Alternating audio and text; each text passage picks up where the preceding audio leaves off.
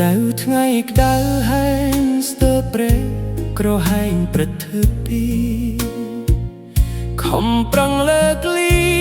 ថ្មនឹងស៊ីមកបីសរសៃ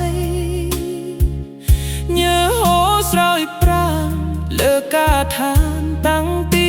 ព្រឹកថ្ងៃប្រឹងកែไขជីវិតស៊ូឆ្ងាយស្របកំណើតដៃជើងក្រើមរឹងតែចិត្តសង្ឃឹមមិនចេះហត់តួកម្លាំងថយក៏មិនព្រមអត់ការងារធ្វើនឹកដល់ប្រពន្ធកូនរងចាំភ្លើមើលមកជានិច្ចតួលំបាមិនហ៊ានគេចព្រោះតែក្រពេលអូប្រខែសំណងជាប្តីសំឃឹមនៃគ្រួសារដូរនឹងកាយាញើឈាមស្រកចុះដើម្បីប្រាប់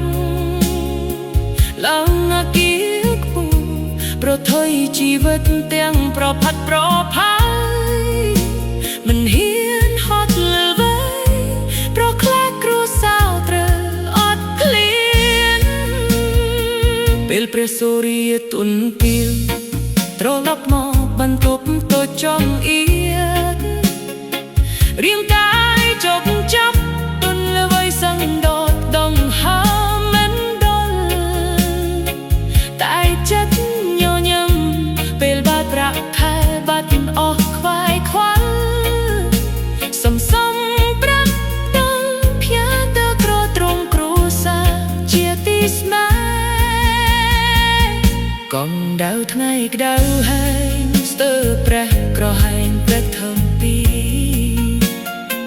ខំប្រឹងលើកលីថ្មនឹងស៊ីមកได้សងស័យយើហូរស្រោចប្រាំលើកាឋានតាំងពីព្រឹកថ្ងៃ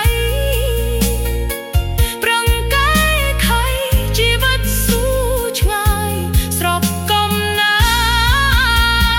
តដៃជើងក្រើមរឹងតែចិត្តសង្ឃឹមមិនចេះហត់តួកម្លាំងថយក៏មិនព្រមអត់ការងារធ្វើនឹកដល់ប្រពន្ធកូនរងចាំភ្លើមើលមកជានិច្ចតួលំបាមិនហ៊ានគេចព្រោះតែក្រពេលអូប្រខែសំណងជាក្តីសង្ឃឹមនៃគ្រួសារដូរនឹងកាយាញើឈាមស្រកចុះដើម្បីប្រាំងឡើងអាគារខ្ពស់ប្រថុយជីវិតទាំងប្រផាត់ប្រផាយមិនហ៊ានហត់លើវែងប្រខ្លាចគ្រួសារត្រូវអត់ឃ្លានពេលព្រះសូរ្យទុនព្រៀបពេលត្រឡប់មកបន្ទប់តូចចុង